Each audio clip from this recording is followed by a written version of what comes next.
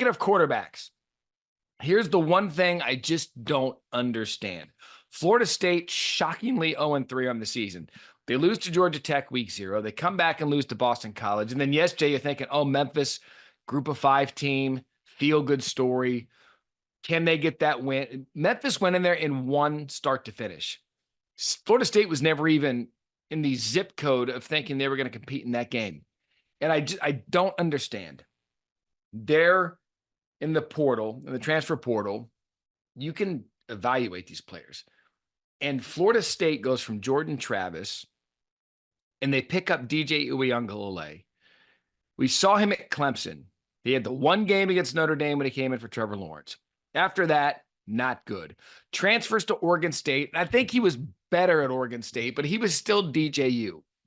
What I can't figure out is what Florida State saw in him to develop this year's team around him to bring him back to the ACC. It's as bad as I've ever seen. That offense is absolutely brutal. It is listless. It can't move the football. And it's not like there wasn't tape on DJU before you brought him to Tallahassee. And look, you find it, read about it wherever you want. The high school recruiting at Florida State has not been great. And so when you build a team around the portal and the portal guys don't hit, you're in for a world of hurt. Now, in no way is Norvell on the hot seat. I don't believe so. I mean, it's college football, so anything is possible. But to sit here and develop this thing around DJU is probably the first big mistake Norvell's made that's going to start conversations he doesn't want to start. And so, there was a poll on our YouTube channel about who should start next week, DJU or Brock Glenn. I don't think it's close. I think you turn the page from DJU now, try to salvage somewhat of a season if you're Florida State, some optimism, because if you're watching them, you're not watching offense. You're watching a pretty good defense and an offense that legitimately is awful. Brock Glenn's got to be the guy going forward.